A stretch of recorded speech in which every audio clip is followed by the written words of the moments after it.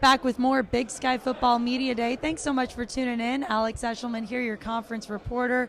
And with me now is the one and only Brent Vigen, leader of the Montana State Bobcats. Coach, thank you so much for giving me some of your time today. Yeah, fun to be on with you, Alex. This summer, you took your team to Yellowstone. What was that experience like? Well, it was a lot of fun. I know each summer we try to do something a little bit different that highlights our area, and unfortunately for us, we got a lot of options. So this year it was a big undertaking, taking 90 people through the park, figuring out how to do that. And the neat thing was, a lot of our guys have been there, some hadn't, but they never been there with their buddies. So to experience that together, to have that kind of moment. And realize that one of the coolest places in the world is just hours away from our campus. I think that was what it was all about. We fortunate with a great day of weather, and the guys learned a few things, but just being together in that environment was the underlying deal.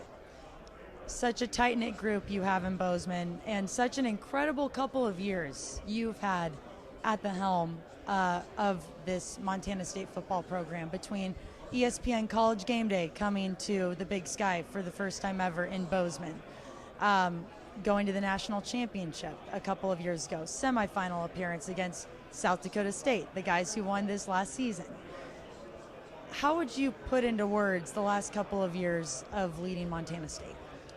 Well, first off, very fortunate. I think taking that job back in February 21, knew that there would be high expectations, knew there were great possibilities, and you don't understand exactly all that is there, and primarily the people, until you get going with it, and that's been the thing.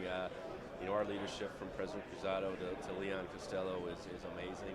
Have Leon walk out with the President's Cup here this morning, that means a lot to our university, and that just, I think, goes to show the support that we have in all areas, and the experience that our student athletes are getting, is second to none. And that's what you want to be a part of. Winning games is obviously what we're charged to do, but having them leave with a great experience, set up for life, is ultimately the biggest thing. And I think our guys are really benefiting. You mentioned high expectations. They come around once again. You're picked to win the league in both the coaches and the media poll. I know you don't really focus on that when you go into fall camp and when you go into the season, but what is it about this group that makes it the most competitive? Well, I think we have a lot of competitive guys, and by saying we have a lot of talent, but we have a lot of depth at a lot of positions. So I don't think any one of our guys takes anything for granted. Whether that's their opportunity on the field, those opportunities to play each Saturday.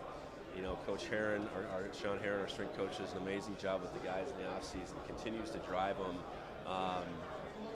So I think you ultimately have a group that wants to play for one another. And that's really the special sauce, I guess, in college football in general. There's so many guys that need to play a role, they need to embrace their role, and they need to do it to their best of their ability. And I think we've been able to do that with two different teams in our first 2 years, building off of previous successes. And we need to keep moving that thing forward.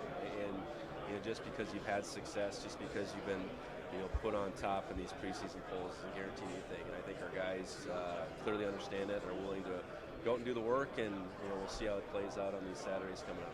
7 preseason all-conference players. You also lead the league there on that list.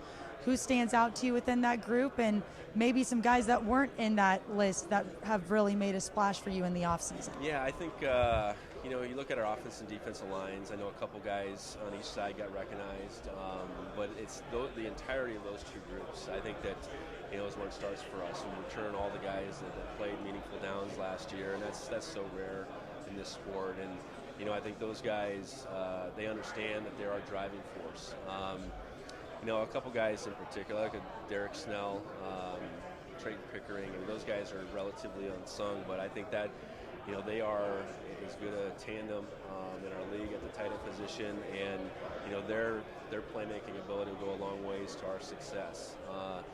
On the defensive side, it's, we've lost really good linebacker each of my first 2 years. Troy Anderson, Calvin O'Reilly, but that's a group I think they understand between Nolan, Danny Aluya Kepa, McCade O'Reilly now that there can't be a step back, and they each make plays in their own right. So, the neat part is I think we've had guys that have laid the foundation that showed how to do it, and we have guys willing to follow it and willing to step into those roles.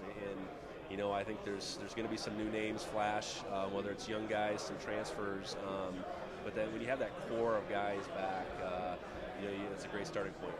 Coach, super excited to see what you continue to do in Bozeman. Thank you so much for the time. Really appreciate it. We will be right back with a couple of the leaders from the Bobcats squad right after this.